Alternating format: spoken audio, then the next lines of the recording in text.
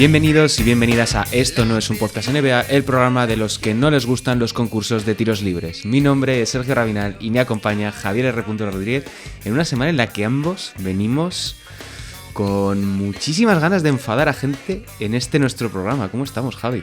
Yo no sé si vengo con ganas de enfadar a gente. Lo que sé es que yo vengo muy enfadado, vengo caliente como el palo un churrero. Y dando gracias a Dios de que pusimos el podcast de Adam Silver. Porque si tengo que grabar... ¿De cómo? ¿De quién? Perdón. ¿De quién? No te iba a decir... El problema es que no se te ha entendido, Javi. Eso es el problema. Perdón, digo, menos mal que pusimos grabar esta semana el programa de Adam Silver, porque si tengo que hablar hoy del mortadelo de mierda de la Ivy League, como te dije antes por WhatsApp me cierran nos cierran el podcast, porque estoy que fumo en pipa. Efectivamente, tenemos previsto, desde hace como 2 meses ya, valorar la trayectoria de Adam Silver, en estos 10 años al frente de la NBA, y por casualidad tocaba la semana que viene. Es decir, si salta una semana antes lo de John T. Porter, nos hacemos de oro. Pero hemos decidido no hacerlo. O sea, hemos decidido no cambiarlo y seguir nuestro guión previsto. El éxito nos persigue, pero nosotros corremos más que él. Pero hay que grabarlo ya, porque cada semana que lo posponemos sale con una nueva el señor. Así que más vale hacerlo pronto, porque si no sé dónde qué nuevas cotas de miseria va a alcanzar el personaje. Está siendo interesante. Vamos a dejarlo ahí, a pesar de que vengo con ganas de hablar, pero prefiero guardarme toda la artillería para la semana que viene. Y este 27º episodio, ya vamos con todo, este 27º episodio de Esto no es un podcast NBA, realizamos el que es nuestro último capítulo serial en clave histórica, llegando a la era del dolor, la era de los boomers y el barro. Hoy toca hablar de los años 90. Arrancamos. Listen, we talking about practice. Not a game. We talking about practice. Did you call bank? I call game. They do have a timeout. Decide not to use it. Curry, way downtown. Bang! Bang! Oh, what a shot from Curry! That happens. Rockets misses the technical foul on Rasheed Wallace. He's gone. Chasing that farewell tour. Never heard you like that. Is that a trick question? You tell me. They gave up Kwame Brown. First rounders. Kwame Brown is gone. The organization and everyone else in Boston, you guys will have me back. I plan on re-signing here next year. Boom! Como Heródoto, en los años oscuros de la Grecia antigua, Michael Jordan representa el único haz de luz en una etapa de regresión y desconocimiento por parte del público general. Alguien que, si solo se atendiese a los vestigios dejados por el 23 de los Bulls, uno creería estar ante el culmen de la historia de la NBA. Pero no. Los años 90 son la era del plomo, que diría Gonzalo Vázquez, de trinchera, de barro, de regresión, de jugadores con más gimnasio que técnica individual y donde ver un partido completo era un reto mayor que terminarse el último libro de Pérez Reverte.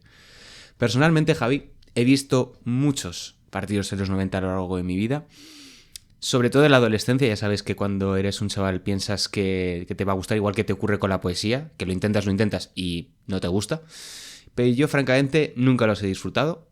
Evidentemente, en su contexto habría sido completamente distinto, lo cual hace que podamos entender un poco a la gente que nació en los años 60 y viese los años 90 o con algo más de interés, en los años, la gente que tenía en el 60, 70, etc. Pero nosotros estamos aquí para poner en contexto las cosas y tirar abajo mitos en nuestro particular servicio público que es este podcast. Sí. A ver, generalmente siempre que se habla de odiar a una década o lo que sea, siempre salen los 80, pero para mí es menos odiable porque el público mayoritario que defiende los 80 no lo vio. Con lo cual, claro. Encima tienen nostalgia de algo que no han visto, pero bueno, como es muy fácil de decirles no lo viste porque no lo podías ver, no lo daban en ningún lado. Si lo has visto has sido de adulto, con lo cual esa nostalgia no existe.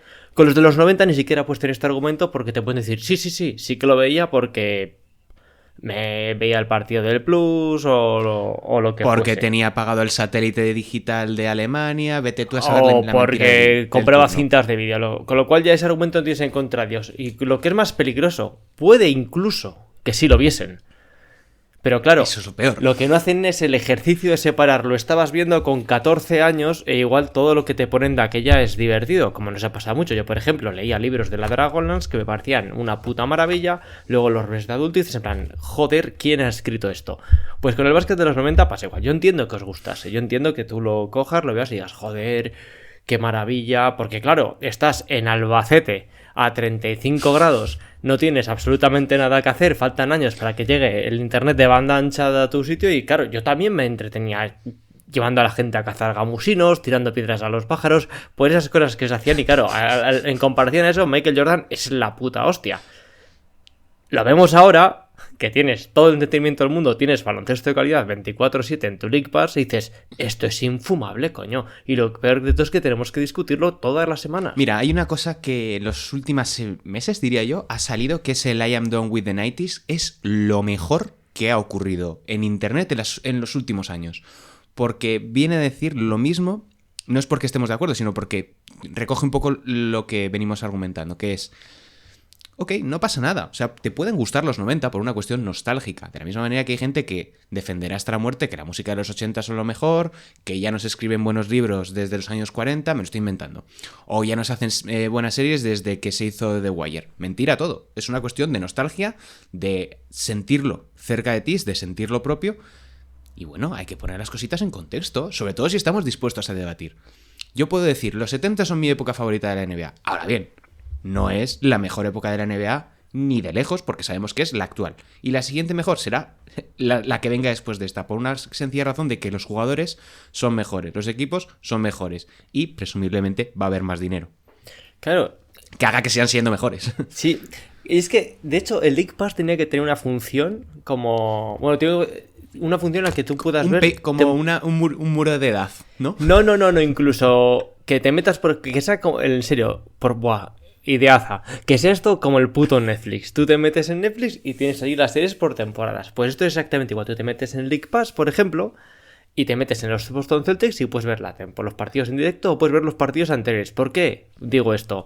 Porque igual que mucha gente decía hasta hace 5 o 10 años que Friends era la polla en verso, de repente llegaron los servicios de streaming y te dejaron ver Friends ahora. No ver Friends, no el recuerdo que tú tenías de Friends, no, la ves ahora.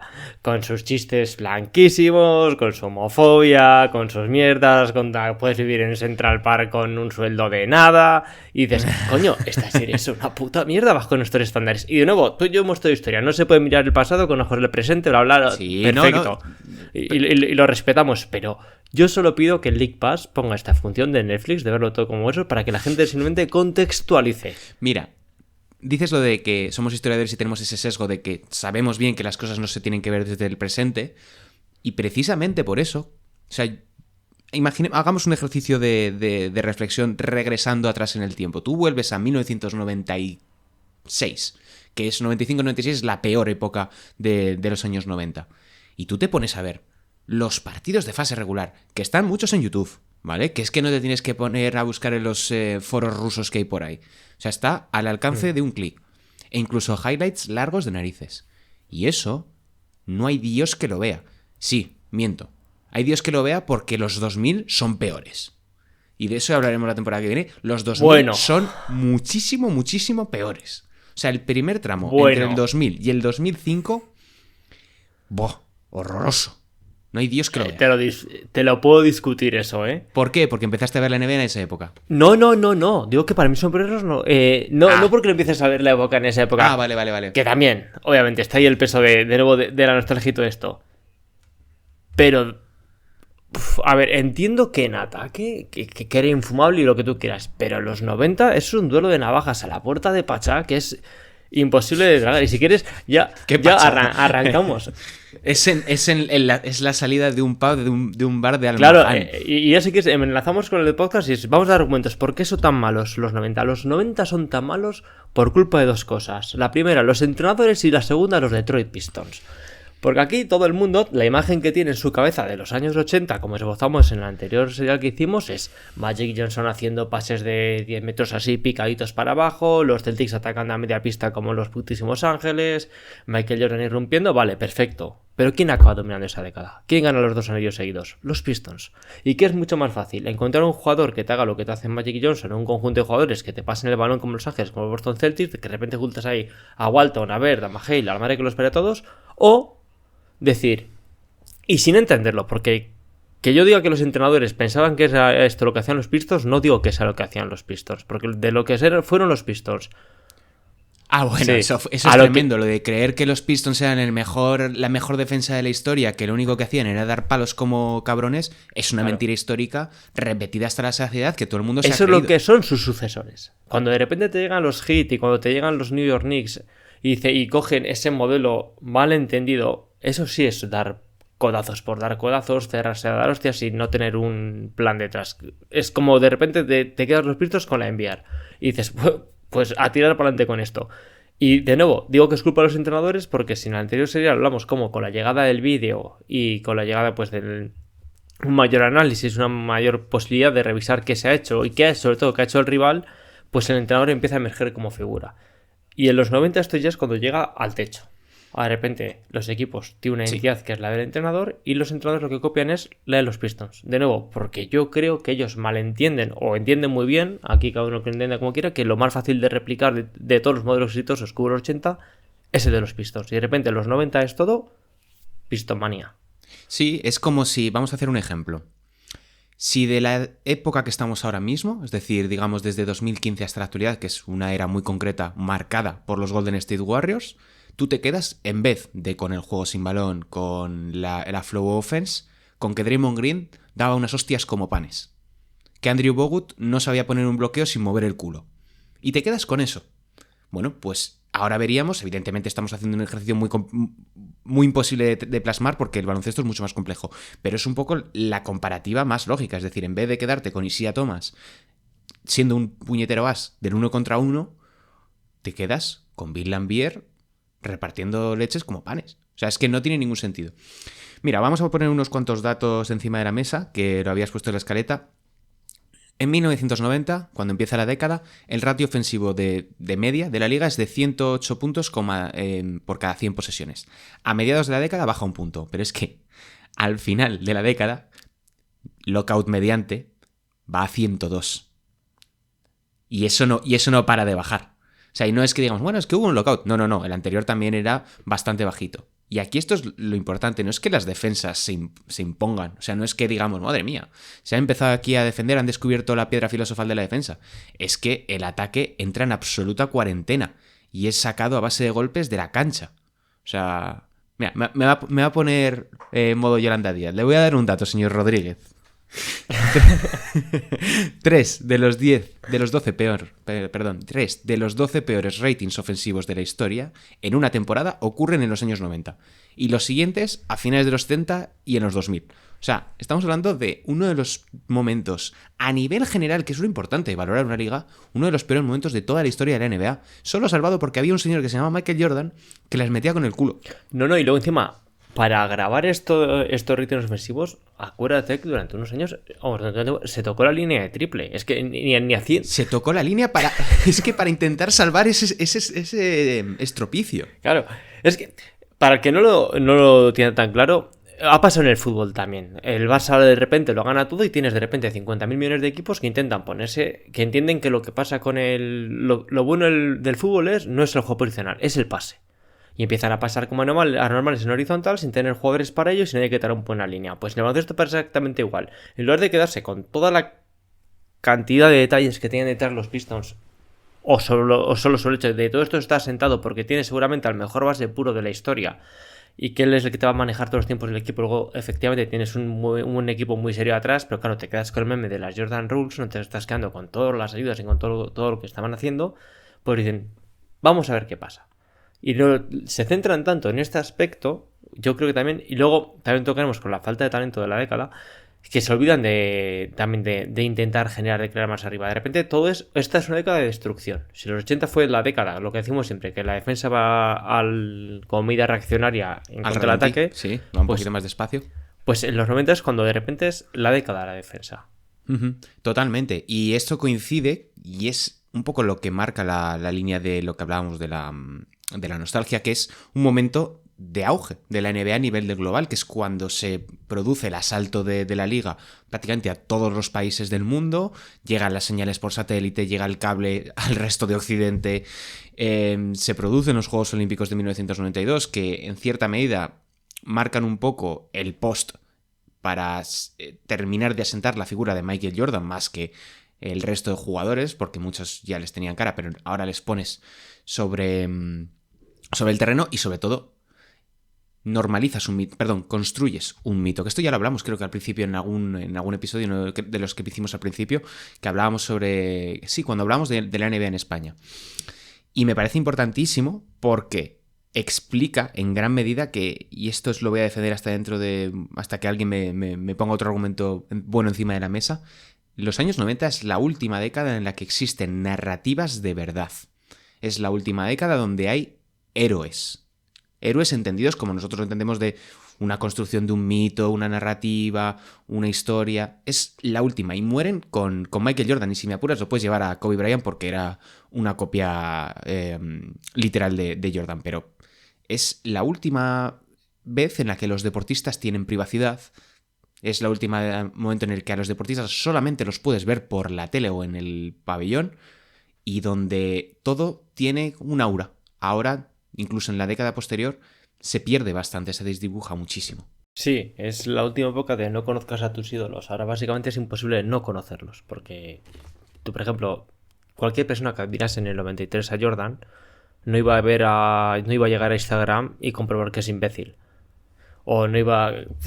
No por poner ningún ejemplo que a todos se nos viene a la cabeza, pero de nuevo, muchas veces ese aura, esa pátina se pierde por el hecho de tener un contacto diario. O, por ejemplo, hay mucha gente a la que igual le hace mucha gracia. A mí, por ejemplo, me hace mucha gracia Kevin Durant en Twitter, pero no me cabe pensar... No puedo parar de pensar y decir, joder, si no supiese nada de él, más que lo que veo durante los 3 minutos y el reportaje currado que va a hacer un buen periodista de él, ¿hasta qué punto tendría este aura más? Y luego... Qué bien nos caería Paul Pierce si solamente hubiese jugado al baloncesto. Ya. Si no hubiese abierto la boca jamás en su vida. Luego, a ver, hay casos contrarios. Jamás. Porque, por ejemplo, Barkley es imposible separar el personaje del jugador. O el caso de Shaquille o otros muchos. Pero sí, sobre todo creo que los Juegos Olímpicos son muy importantes. O es imposible nombrarlos en un podcast dedicado a los 90. Uh-huh. Porque suponen muchas cosas. Se juntan muchas cosas en un solo momento. Por un lado, es lo que dices tú. Llega al punto del cable. Porque es decir, si después de los Juegos Olímpicos tú sigues como en los años 70 en una puta isla informativa, pues todo el mundo tendría un recuerdo maravilloso de aquello que lo flipó, pero no habría tenido continuidad. Es decir, los Juegos Olímpicos fue una barbaridad porque, de nuevo, lo siento mucho. A mí yo soy de las personas que disfrutan mucho de los Juegos Olímpicos, pero... los disfruto mucho porque al igual que el Tour de Francia son en verano, no hay nada que hacer. Claro, tú me pones a mí un 17 de febrero un campeonato de lanzamiento con pértiga y yo o cualquiera que vea las audiencias de Eurosports no lo ve nadie, porque son 3 personas las que estás viendo eso, porque en febrero tienes que trabajar, tienes cosas que hacer, no te apetece estar en la calle porque hace frío. Un 15 de julio no tienes nada que hacer. No tienes nada que hacer. Cuantísimas horas me he pegado viendo competiciones que no vería ni loco. Claro, por eso ahora, claro, pero también, mira, ahí también confluye una cosa, y es el hecho de que la oferta de contenido era inexistente. Era A, B, C o D. Bueno, incluso A o B, en el caso de España. Y eso influye muchísimo porque... en el momento en el que tienes tantísimas cosas a las que tienes que atender, incluso nos pasa ahora mismo en la NBA que yo que las sigo diariamente, casi hora a hora, dices, es que me cuesta encontrar cuál es la línea argumental del momento, cuál es la actualidad o qué es a lo que tengo que prestar atención. Eso en esta época, en los 90, y hay que romper una lanza a favor de eso, no ocurría, porque tú sabías que las narrativas de ese mes, vamos a poner, eran que los Bulls tienen una crisis, que los Knicks van muy bien y que fíjate tú los Spurs que ahora mismo van a hacer un traspaso por X. Eso era la narrativa y esa narrativa se prolongaba, lo cual permitía que cristalizasen. Algo que ahora mismo no. Yo te pregunto cuál era la narrativa o cuál era la clave más importante de diciembre en la NBA. Efectivamente, silencio, porque no te la sabes. No te la sabes porque son 10 millones. Y eso es el punto que para mí hay una NBA que nace y muere aquí bueno, que nace y se desarrolla demasiado hasta el punto de ser un engendro como es la actualidad informativa de la liga, que se convierte ya en un universo como tal. O sea, la NBA de los 90 es el inicio de lo que tenemos ahora mismo. Y ahora digo, se junta, pues en el verano del 92 tienes los Juegos Olímpicos, tienes un montón de cosas que ver, pero en mitad de eso, que luego, por eso te decía antes lo de que son deportes minoritarios, y lo son por algo que porque joder, no son atractivos para el gran público. Y en mitad de ese desierto tienes un oasis en el que se te están juntando los mejores jugadores de baloncesto del planeta, que tienen un carisma que se les cae del puto autobús, que lo que hacen es algo que aquí no ves jamás, porque en el baloncesto fuera de Estados Unidos no se veía ni se ve lo que se hace en la NBA, y claro, es una conjunción de aspectos completamente distintos, porque a la vez que las sinergias entre ellos, que dices, hostia, ¿qué es esto? Porque de nuevo, es decir, tú me estás comparando y dices, bueno, tienes los equipos de fútbol, pero bueno, los partidos de fútbol ya sabemos todos cómo son. Tienes lanzamiento de pérdida, vale. Tienes los 100 metros lisos, que es la competición por excelencia, vale, perfecto, pero duran 10 segundos. Aquí tienes partidos cada 3 días de los mejores jugadores del planeta que encima les han juntado a todos un equipo. ¿Qué haces? Es que es una barbaridad. Mira, volviendo un poco sobre el tema que hablábamos antes de cómo los Pistons, vamos a decir, dialécticamente construyen los años 90, a mí me gustaría, y de verdad invito a que la gente haga un pequeño ejercicio de reflexionar 2 minutitos, ponerse YouTube y verse la realidad de esa liga, porque tú te pones a ver a los Spurs, que no se habla de ellos, no los Spurs de final de década de Popovich, que esos ya los trataremos en el siguiente. Los Spurs de principio de década de Larry Brown, que luego viene Bobby Hill, son un auténtico dolor de cabeza, por no decir otra cosa, durante 48 minutos donde tienes a Avery Johnson, Avery Johnson, Vinny del Negro, incluso tienes a Dennis Rodman y David Robinson, que eso bonito no era. O sea, yo te digo que eso era una trituradora de aficionados del baloncesto. O sea, tú imagínate que no llega, que Michael Jordan por cualquier razón, la que sea, en vez de ganar 3 anillos, gana 1. Bueno, pues gana 1 igual que lo ha ganado Antetokounmpo esta temporada, hace 2-3 años, que los ganaron los Raptors, pues oye, 1 más. Y se impone, vamos a poner los Knicks, o se imponen los Spurs, que nunca terminaron de ganar en los años 90. O los Sonics. O sea, tienes... Bueno, los Sonics no, que jugaban bien, que daba gusto verlos. Pero tienes un escenario completamente diferente. Y la NBA que entendemos ahora mismo no se parecería en nada. Tú imagínate que Jordan nunca llega a ganar. Claro, tú estás en el momento de mayor éxito de la liga a nivel económico de expansión y tu estrella nunca gana. Imagínate que LeBron James jamás gana un anillo con Miami. Cancelen la NBA. Sí, es que para entender la magnitud de Jordan, es que es muy difícil de debatir esto. ¿Es tan grande Jordan o era tan mal el resto de la NBA? Pero bueno, yo creo que son las dos, ¿eh? Yo creo que son las dos. Era gigantesco y eran pésimos. Bueno, pésimos no, pero eran bastante malos. Sí, porque para entender la magnitud de Jordan, si a cualquier persona, cualquiera, que vea la NBA o que tenga un mínimo conocimiento de la NBA, tú le preguntas, dime 2 equipos de la NBA de los 90... No te voy a decir... Lo lógico sería decir los Bulls y los Rockets. Básicamente porque son los que ganan en la década. Pero si le preguntas a cualquier persona, lo que te va a decir van a ser los Bulls y los Jazz.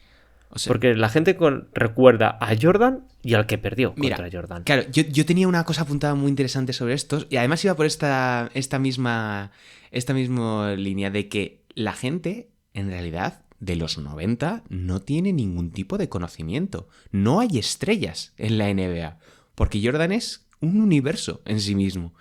¿Quién es el segundo mejor jugador? Pues te van a decir Olajuwon, pero porque lo llevan repitiendo toda la gente diciendo Olajuwon. ¿Quién se acuerda?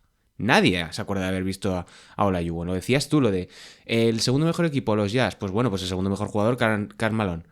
O peor, ¿qué te van a decir? El segundo mejor jugador es Scottie Pippen. ¿Por qué? Pues porque os enfrentó a Jordan o jugó con él.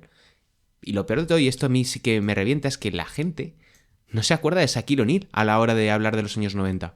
Y es un tío que llega en el 92. Que está toda la década, ¿eh? Que este tío llega a unas finales tercer año. Creo que es en el tercer año de carrera. Bueno, que Shaquille O'Neal, si no llega si no va al Dream Team, es porque trolea que flipas el entrenador. Porque el jugador universitario que llevan, si no me equivoco, es a Laender. Sí, Christian Laender, sí. Y se llevan también a Larry Johnson porque patatas. Pero la gente no recuerda que el técnico... Perdona, ¿qué digo de Larry Johnson? O sea, me acabo de ir, perdón. Nada, he dejado... Te he dejado. Sí. Pero podría haber sido aún más bestia porque el jugador universitario que iba podría haber sido Shaquille O'Neal, que entonces ya apaga y vámonos, cae de nuevo. Le iban a tener subiendo y bajando maletas. Porque Sí, pero su consideración hubiera sido completamente diferente. Sí, completamente. Y la gente se acordaría de él, porque lo que dices tú, Shaquille no llega en el... Porque la gente, incluso, cuando no piensas en ello, es como que tu cabeza te dice, Shaquille, sí, coño, en el 96, pues como Jordan, como Garrett, como Kobe, como Garrett, como toda esta gente. No. Shaquille llega mucho antes.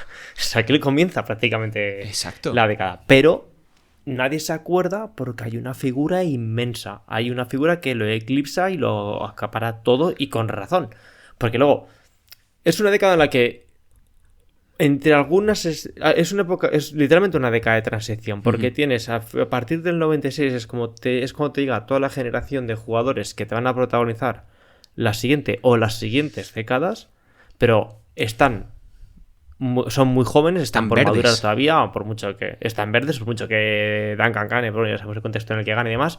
Y luego tienes una fase final de los 80 en las que hay todavía durante gran parte de la década muchas de las estrellas han sido crecidas y maduradas dentro de los 80. El propio Jordan, el propio más lejos, o el caso de Olajuwon, tienes el caso de...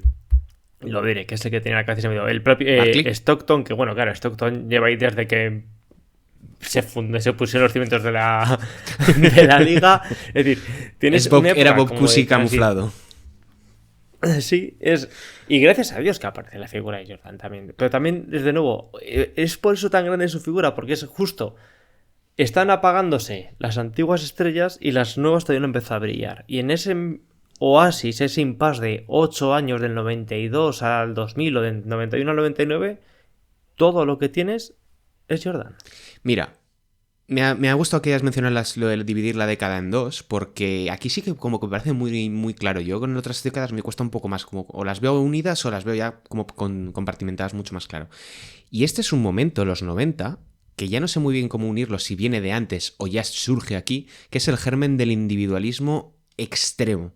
O sea, vemos un triunfo del yoísmo del baloncesto muy claro, ¿vale? Que es el momento en el que quizá en Europa se empieza a entender que los estadounidenses solamente entienden el baloncesto a través del jugador individual, que es la figura esta típica del extranjero que me lo traigo para 3 partidos en la ACB para que me gane X partidos, lo que sea. Y los medios, en la primera retirada de Jordan, ya empiezan a tratar de construir y buscar una nueva estrella que supla ese vacío. Tú imagínate la típica foto esta de los asteroides gigantes que deja el surco en el suelo. O sea, eso es lo que dejó Jordan en el 93 cuando se retira. Y los medios, los equipos, la NBA, los aficionados, no tenían nada con lo que rellenarlo. Y te encuentras un fenómeno muy interesante que es The Next Jordan. Y hay como una categoría de jugadores a los que le pusieron la etiqueta de que iban a ser el próximo Jordan simplemente pues porque eran buenos, que quizá con LeBron, afortunadamente yo te diría que no ha pasado tanto, lo único que es como mucho Ben Simmons, pero a mucha distancia. O sea, acuérdate de los Harold Miner, Jalen Rose, Vince Carter, que ya se eligió también en los 90, Grant Hill, que Grant Hill sí que era bueno de narices, Jerry Stackhouse, y luego un Penny Hardaway que no sabemos muy bien cómo se podría haber desarrollado en las sesiones, pero esa categoría del The Next Jordan ya ocurre con Jordan estando vigente. Sí, es que cuando se habla de si David Stern... Bueno, perdón, Kobe, sí. Me he olvidado de Kobe. Es que cuando se habla de la conspiración, de que David Stern sancionó a Jordan bajo bambalinas, tú ponte que eres David Stern. Tienes que vender el muñeco. Y... estás en el año 93 y dices, vale, voy a sancionar a mi mayor estrella. De hecho, voy a sancionar a la mayor estrella deportiva del planeta porque, claro, estoy sobrado. ¿Por qué? ¿Qué es lo que tienes? Porque puedo. ¿Qué es lo que tienes a NBA? Las estrellas del momento son Hakeem, Barkley, Robinson, Drexler y Patty Ewing si me apuras. Es decir, están todos, que menos David Robinson, porque le va a llegar de Tim Duncan a unos años de vida, están todos ya en el ocaso de su carrera. Y luego las que están subiendo, que pueden ser Son Ken, Penny Hardaway, Larry Shaquille Johnson, O'Neal. Chris Webber, Kenny Anderson, Shaquille O'Neal, todavía no están para nada. Están... No. Y luego volvemos a Y, lo que y tú decimos dices, muchas es decir, veces. se me está muriendo una generación. La siguiente no está todavía lista, voy a sancionar a Jordan. Como idea. Voy a echarle gasolina y tirar el ¿Qué te cigarro. parece? Así como idea. Así como idea, me voy a cargar a Michael Jordan. Es que es absolutamente insostenible. O sea, ahora que justo está saliendo lo de las apuestas, que me parece muy interesante traerlo a colación, sí que es cierto que yo creo que evidentemente Jordan apostó Joder, que se ha puesto. mientras sea jugador. Apostaría en partidos que jugó, en partidos que no jugaría. Apostaría que no iba a jugar, a que no iba a apostar o alguna movida de estas. Pero evidentemente la NBA no va a sancionar a Michael Jordan. O sea, porque si sancionas a Michael Jordan tienes que cerrar la liga. No tiene ningún No, tipo y de luego sentido. aparte- Mira, me gustan mucho las conspiraciones de la NBA, pero este no tiene ningún Y luego tipo de- aparte, no tiene ni pies ni cabeza. a un poco de caerle sobre el personaje, fumas crack si piensas que él apostaba al sumas menos o aquí va a perder. La liga va a apostar, pues voy a hacer 47 puntos y coño, da igual, está bien que apuestes a eso. Bueno, a Jack Molinas le echaron de la NBA por apostar aún metiendo puntos, pero bueno. Sí.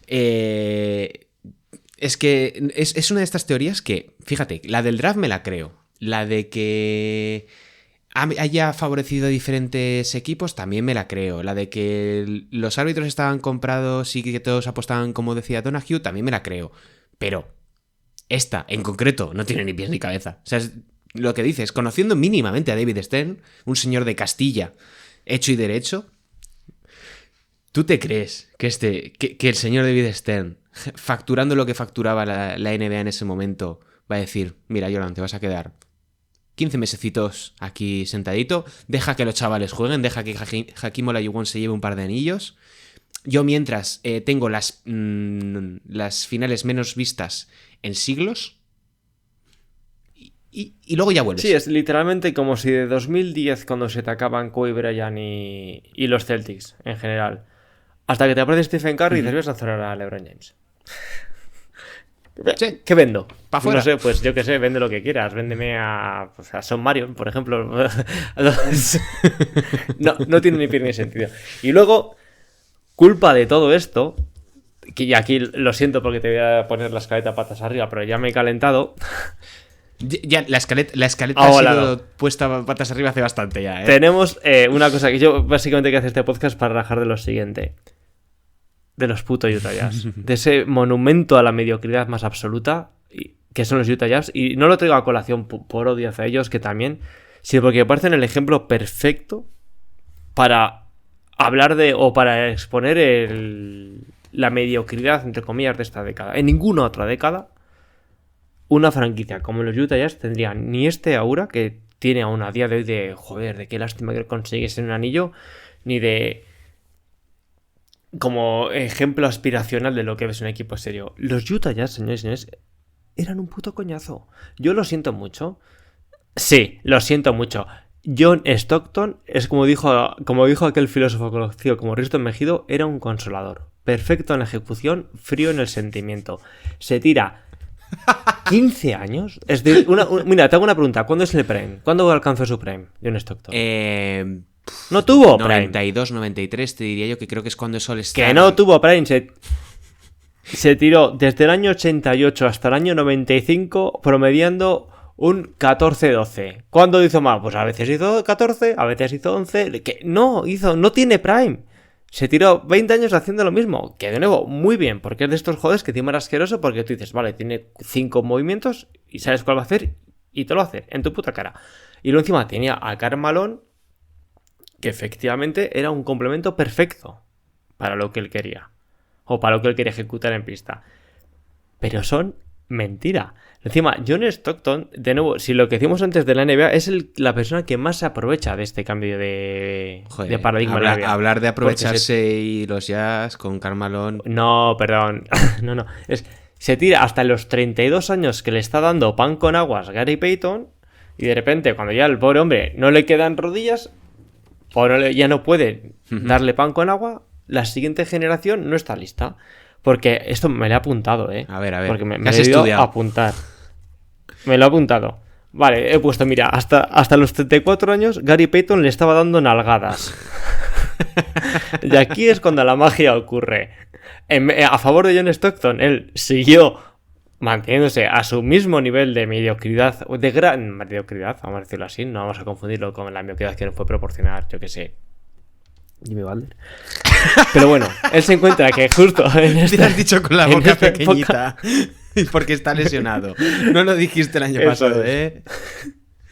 Lo dije el año pasado, por eso me cayó la que me cayó. Es decir, justo cuando él llega a esos 34 años, que es lo que se puede considerar el prime de un señor que está jugando hasta los 57, es Gary Payton, que es el nuevo, el que le está dando nalgadas, se va para abajo, Magic desaparece, Isaiah desaparece y dices, vale, perfecto. Ahora tiene que enfrentarse a la siguiente generación de bases de la liga. La generación de bases, 2 Tim puntos. Hardaway. Tim Hardaway, padre. A tomar por culo cruzado. Keith Marbury a unos 5 o 6 años de aparecer. asentarse en la liga. Steve Nash lo mismo. Sí. Kenny Anderson y Damon Stoudemire, A porros. si quieres contarme mentiras, aquí te cuento yo 2 mentiras. Estos 2 nombres. Y luego Van Exel como una puta cencerra.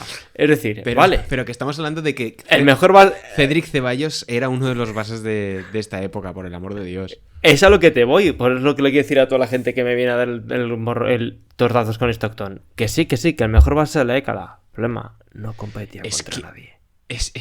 Mira, No había a mí me nadie gustan más. los jazz. Es una frase que no puedes decir muy en voz alta. Me gustan estos jazz porque son muy interesantes. Tienen muchos ángulos desde los cuales los puedes ver. Son un equipo que a un europeo le gustaría. Por eso probablemente tengan tan buena consideración. Son un muy buen equipo, eran un muy buen equipo universitario. ¿Vale? Sloan era un magnífico técnico que sabía aprovechar muy bien lo que tenía. Ahora bien, tuvo 2 estrellas que habría que desterrarlas de la historia de la NBA por completo por sus carreras pre y post. O sea, porque Jeff Hornacek, por ejemplo, bien. Ostertag, bien. ¿Quién más? Byron Russell, bien. Danny Ainge no llegó a jugar en Utah, ¿no? A pesar de que era mormón. No. Jugó en Phoenix Suns y demás. Vale, bueno. No, todos no, esos, no. ok, fantástico, all right. Pero es que Stockton, el vacunas. Y luego es que aparte, Stockton, aparte de eso, aparte de lo que he comentado, de que está en una época en la que está él solo como base en la década, por demérito de los demás, luego tienes que sumarle que a la gente se le olvida, hay un espacio de tiempo de 5 o 6 años que de repente las asistencias estaban igual de regaladas que ahora Hombre, prácticamente. claro, si es Porque una tenemos época en la ahí- que solamente hay pivots, solamente hay que darle el balón al pivot, tienes gigantes que se giran y la meten. Vamos a decir que es una época en la que el handchecking se empieza a relajar progresivamente. Hombre, que Maxi Box te acabe quinto en más de un año como máximo asistente no es serio. No es serio. No es ni un poco serio. Y luego, y que nadie me quite, porque Stockton es el mejor, el deportista de que mejor ha manejado los codos en cualquier deporte desde, yo que sé, con la única excepción de quizás Fernando Redondo. Vale, perfecto. Pero más allá de eso, es que este sea el segundo equipo más recordado. De manera injusta. De nuevo, repito, de manera injusta. Porque los Rockets... Los Rockets Era eran un un equipo bueno en ataque y bueno en defensa. Es un equipo que está muy maltratado por la historia. ¿Por qué? Porque ganó justo cuando no estaba Jordan. Y aún peor, porque si nos olvidamos de los Rockets, que son los que ganaron, a los que se cargan, que solo o los que también pierden, que son los Suns, eran un señor equipo. Y bien divertidos. De hecho, para mí... se cargan a los Knicks y a los Magic. O dices en... No, dices en te finales hablo de cuando se los carga Ah, Jordan. Sí, Porque cierto, de hecho, cierto. de Muy las divertidos. finales que más me apetece revisitar o que más veces he revisitado de Jordan, son las que juega contra Phoenix. Porque son las más divertidas con diferencia. Son muy divertidas porque Barkley era un jugador muy diferente al resto de perfiles que había en la NBA en ese momento. Era un 4 que te podía jugar de 3. Si hubiese dado las circunstancias físicas, yo creo que podría haber jugado hasta de falso 5, anticipando mucho de los perfiles que veríamos adelante. Y luego tenían 2-3 jugadores muy aprovechables. Era un equipo bastante rápido. Es un poco como lo que les pasa a los Portland Trail Blazers de finales de los 80, principios de los 90, los que llegan a las finales, que como no ganan, y pierden contra Pistons y contra Bulls, son el perfecto olvidado. O sea, hay mucha gente que más se acordará más de otros conjuntos que ni siquiera llegaron tan lejos que de esos Blazers, que por el simple hecho de que Drexler pues no era tan bueno como Jordan, queda como, no te voy a decir en un segundo escalón, pero en un cuarto, en un quinto escalón por debajo de lo que verdaderamente tuvo que hacer, realmente rindió.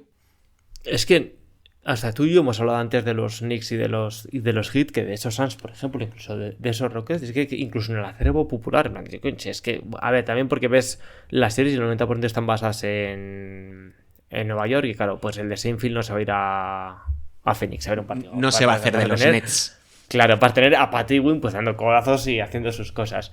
Pero es que, de nuevo, es que eso es lo que te queda en el acervo popular. Y incluso los pequeños destellos que tienes, en plan, esos Phoenix, aquellos Rockets, estas pequeñas pildoritas que te quedan de vez en cuando, los Indiana del final de la década, están, incluso los pequeños destellos están completamente opacadas o eclipsadas por el monstruo que es Jordan. Fíjate que ahora, mientras estabas hablando, estaba dándole vueltas a una idea, y es que estos años 90, a falta de saber cómo ocurre o qué ocurre en esta temporada y por ahí, es la única etapa en la historia de los Celtics en la que no ocurre nada. Nada, bueno, en a el ver. sentido de que... Sí, ocurren muchas cosas. Ocurren cosas de cojones. Ocurren cosas. De hecho, hay un libro muy bueno que se llama... Espera, que me giro y lo veo. Vale. Se llama The Selling of the Green, que es buenísimo. Es probablemente mi libro en inglés favorito de NBA, que trata precisamente sobre esta época. Pero a lo que voy, es una época en la que los Celtics no existen. Vamos a decir que desaparecen completamente de la ecuación. Y es una anomalía en la historia de la NBA.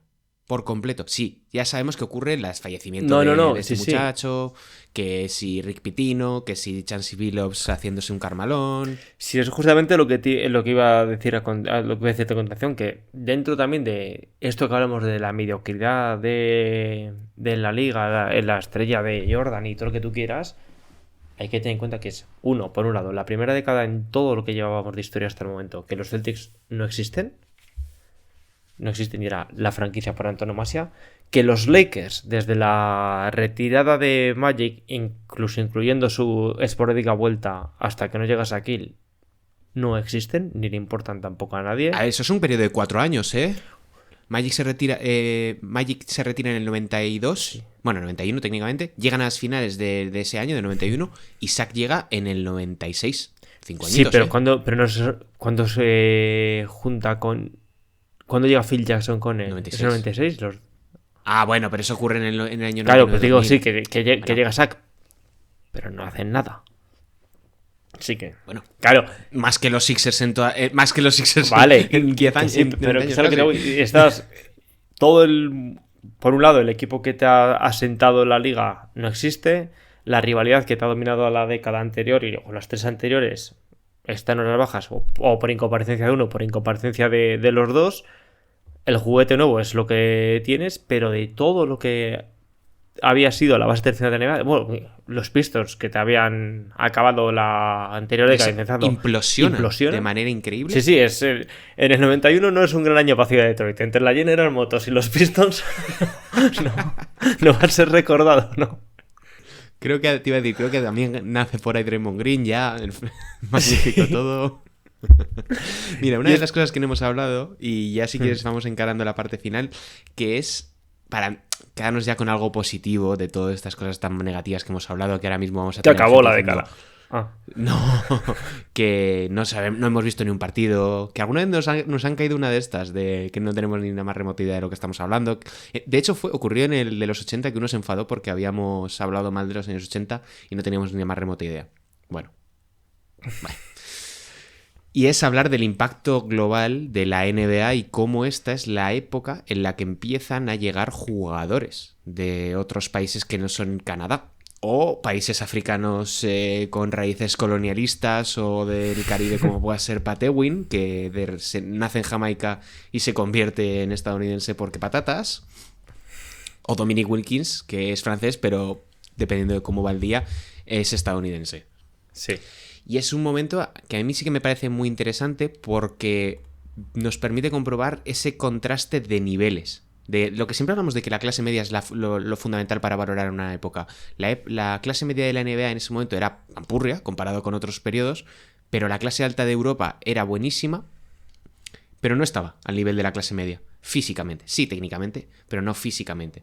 Porque llegan muchísimos jugadores de Europa del Este que pasan sin pena ni gloria. Bueno, hay que citar a Gonzalo. No, te iba a decir, aquí que... Sí, de nuevo. Sí, claro, aquí hay que Kukoc citar está... a Gonzalo dale. y la mejor Al obra pater. que se ha hecho sobre justamente este fenómeno, que casi me da vergüenza hasta tocarlo un poco de soslayo lo que vamos a hablar.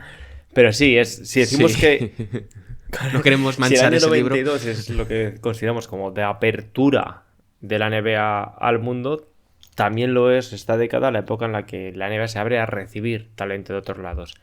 De nuevo, es una época extraña, porque si luego ya, cuando ya empiezan a llegar pues, los Nowitzki, los Gasol y toda la generación ya más reconocida, el mejor talento de aquí, aunque sea muchísimo menor, está a la altura del mejor talento de Estados Unidos, en los 90 todavía no. Estamos viendo que el mejor talento de aquí, y te hablo de un talento que en algunos momentos se habla de picos históricos, porque estamos hablando de los Petrovic, de los Sabonis, de Kukoc, estamos hablando que el mejor... Sí.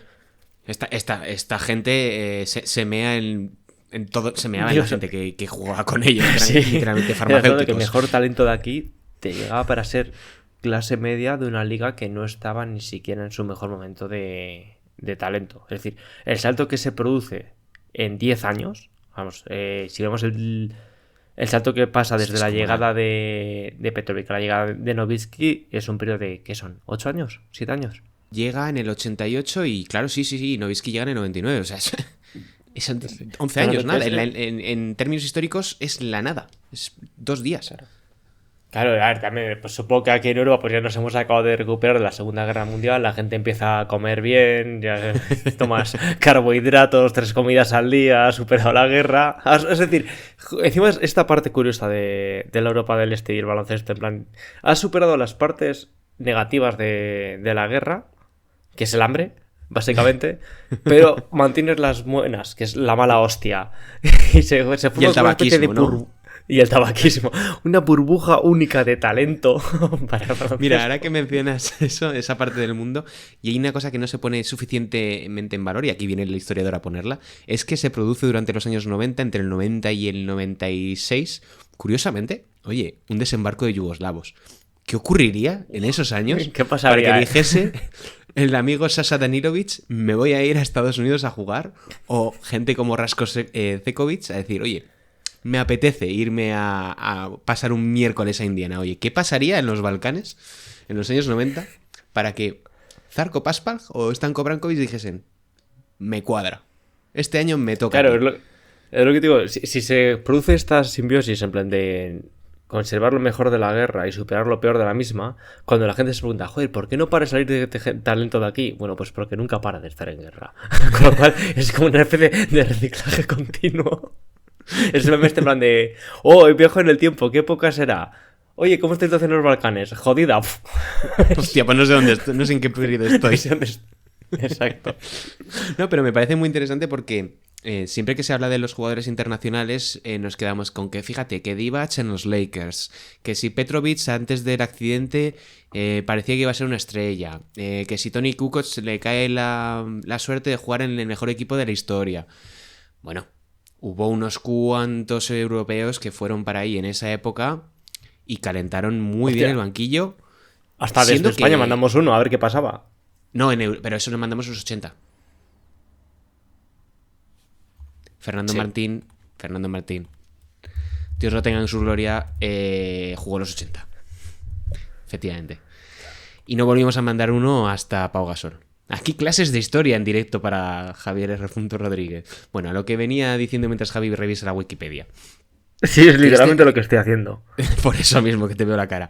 Este es un periodo en el que hay mucha prueba y error también por parte de los equipos a la hora de decidir qué tipo de europeo quieren, como si fuese esto un centro comercial, hasta que encuentran a uno que es bueno, es alto y es listo, que se llama Dirk Nowitzki. Pero hasta entonces, lo único que les interesaba a nivel de extranjeros y de internacionales en NBA eran africanos de 7 pies que supieran únicamente coger balón y subir balón. O excepcionalmente un blanquito tirador que no mete gol. Sí, claro, el jugador que jamás voy a saber aprender a decir su nombre, que es Drell Schrempf, el de los Sonics. Sí. Claro, ¿por qué? Pues porque es alemán y que tenía Estados Unidos en Alemania durante 40 años, un mogollón de bases militares. ¿Por qué? Bueno, no sé. No sé, por cosas que pasaron. Pero sí, es curioso, es decir, porque realmente sí hemos visto que otras muchas cosas necesitaron de un proceso de maduración largo, lo que es la irrupción de talento extranjero sucede en cosa de una década. Es decir, que de nuevo hay muchos métodos, hay muchas explicaciones hay que tocar, incluso podemos hablar incluso hasta de medicina en este caso, pero Sí. para la NBA es necesario y encima le viene muy bien porque estamos hablando, es que no son hechos separados, son hechos que están muy unidos. Estamos hablando de que hemos tenido una época muy escasa de talento, pues lo normal es que tengas que ir a buscarlo a donde lo haya. Y lo estamos hablando de que luego las siguientes, incluso la de ahora, estamos en las épocas de mayor talento de la historia. Coño, es que has pasado de una pool de 400 millones de personas a una de 2000. Es decir, es que a cualquiera que eche 3 cuentas básicas le va a decir, encima, porque también lo hemos tocado, en los 90, que no sé por qué ni siquiera lo puse en el guión, perdón. Bueno, También se produce, aparte de todo lo que estamos hablando, lo que hemos comentado ya en cuanto al talento, también está muy diluido porque o bien se acaban de producir unas expansiones o todavía se está sufriendo los efectos de las anteriores. Estamos hablando, ¿cuántos son en total de entre el 80 27. y... Hasta... No, bueno, en en este periodo es cuando se termina, en los años 90, la expansión definitiva de la NBA, que son 29 equipos hasta Exacto. que entren los Charlotte Bobcats. O sea, en el 96 que entran los dos equipos canadienses, que ya se internacionaliza, que no lo hemos hablado mucho, porque nos dan igual Vancouver y Toronto, las cosas como son. Nadie se acuerda de Brian Reeves. Pero es un momento en el que ya la NBA, digamos lo que decía, se estabiliza. Es el punto en el que dices, de aquí para arriba. Sí, en el podcast de los 70 dijimos lo de cómo hemos llegado hasta aquí. Bueno, el aquí significa esto. Cuando hay 30 equipos, aquí ya es el límite. Y es que no es casual, es decir, tienes una época en la que, de nuevo, por muchos problemas, porque ha habido muchos problemas de lesiones, ha habido problemas incluso hasta de muertes justamente en los Celtics. Sí, las dos estrellas. Hemos dicho que los Celtics desaparecieron, pues coño, se te mueren 2 jugadores en 4 años. Vaya, cachis. ¿Qué ha podido pasar aquí? Luego, hablamos en plan de las lesiones de Hardaway, las lesiones de no sé quién. Vale, tienes todo este contexto de desgracias unido a la falta de talento y es justo cuando empiezas a expandir la liga. Es decir, tienes menos talento que nunca y más diluido que jamás en cualquier momento de la historia. Por mucho que sí, que desde Europa ya se esté haciendo un mayor talento o con que se estén llegando a torneos internacionales, olimpiadas, Juegos Olímpicos, mundiales, Sí. y se estén viendo que el talento da para más, si no se produce este contexto de tenemos demasiados equipos o como hizo todos, demasiada carne para tan poco perro, quizás no se habría abierto tampoco la veda hasta quizás estamos hablando pues 2000, bueno, hasta la erupción de Nowitzki, bueno, igual Nowitzki, es que a la gente se le olvida, menos aquí, que es un pelma, que ese tío estaba en la segunda división alemana. O sea, no es que estuviese en el Madrid haciendo 40-20 todas las noches, o que estuviese reventando la Copa del Rey como Pau Gasol en su día. Es decir, para que se produzca esta apertura de puertas hacia Europa o hacia el mundo en general, porque luego también aquí en Europa somos muy de Europa. Habrá que hablar un poquitillo de vez en cuando con los argentinos y los brasileños del tema. Sí. O incluso los dominicanos con el padre de Horford. Es decir, si no tienes este caldo de cultivo en el que no tienes absolutamente nada de talento para llenar 30 franquicias, quizás no se habría producido esta apertura. Mira, esto jamás me lo había planteado. Muy bien tirado, Javi. Me lo apunto para robártelo posteriormente. Ahí está.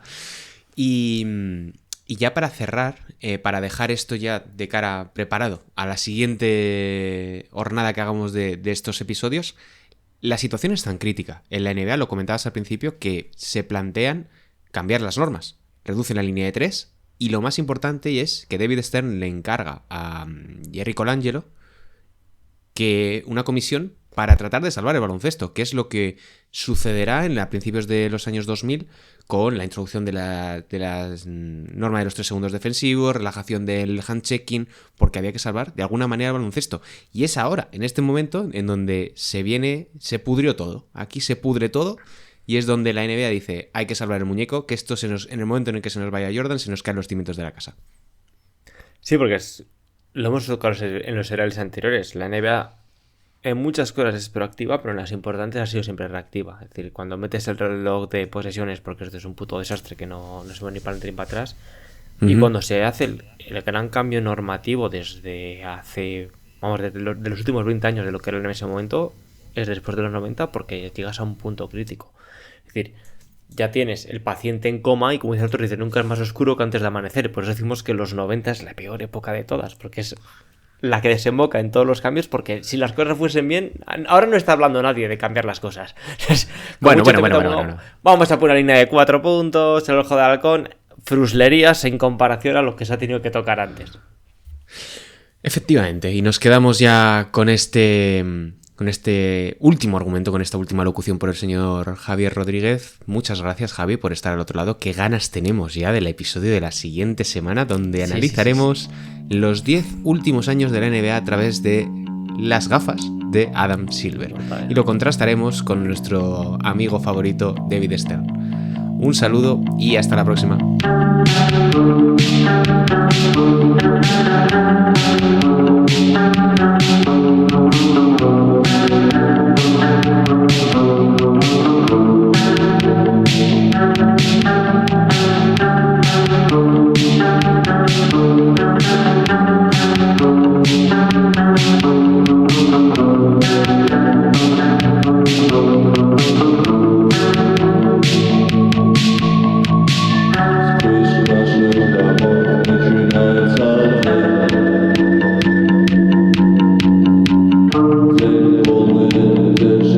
Бывших саванов